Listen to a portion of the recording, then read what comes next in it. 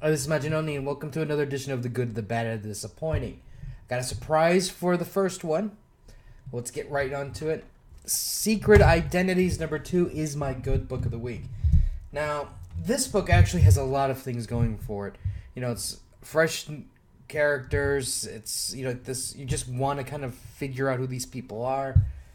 You have a superhero in the mix who is basically trying to infiltrate the team to destroy it, which, obviously he's not a superhero then.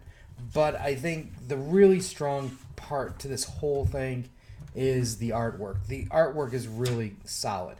Now, while there's moments like this where it's pretty traditional, you get moments like this where you have a nice big page in the background and they pull different parts out of the background pages.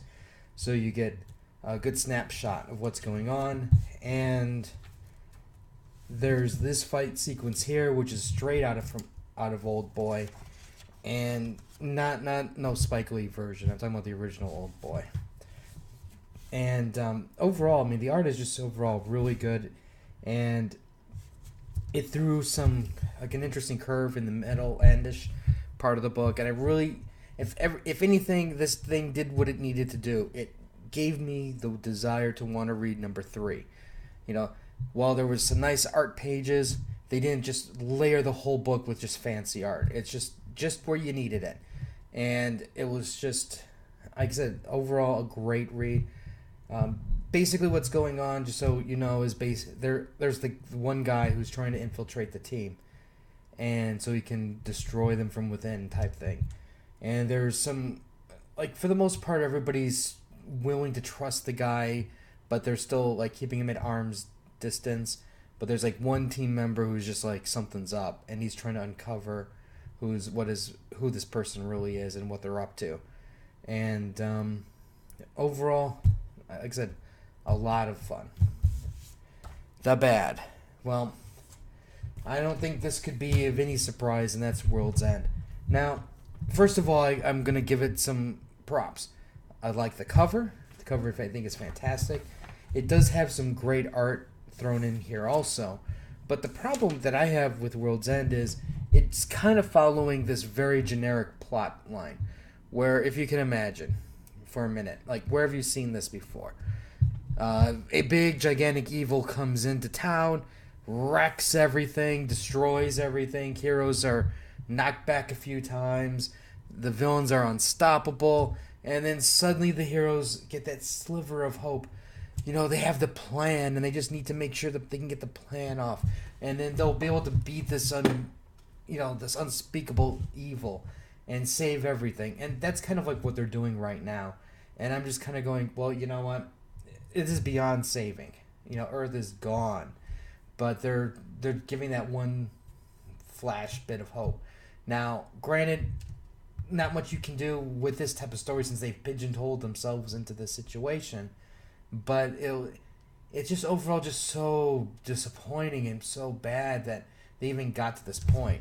And it even followed this one part cliched plot line where, okay, you spent how many issues where Nightwing's looking, or Dick Grayson's looking for his kid, finally finds him.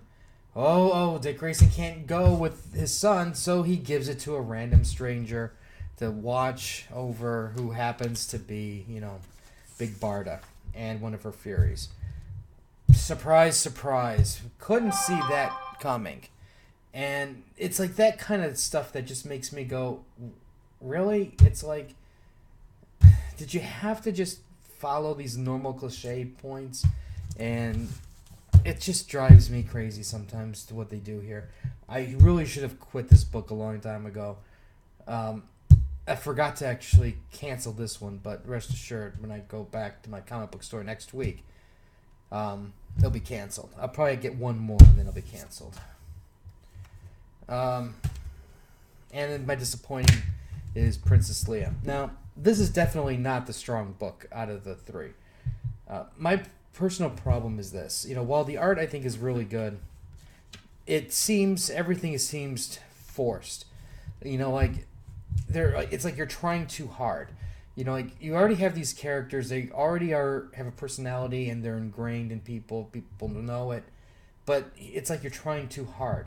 It's like with Leia and her pilot, it's like Wade is trying to do everything he can to make them not get along, but yet they have to get along.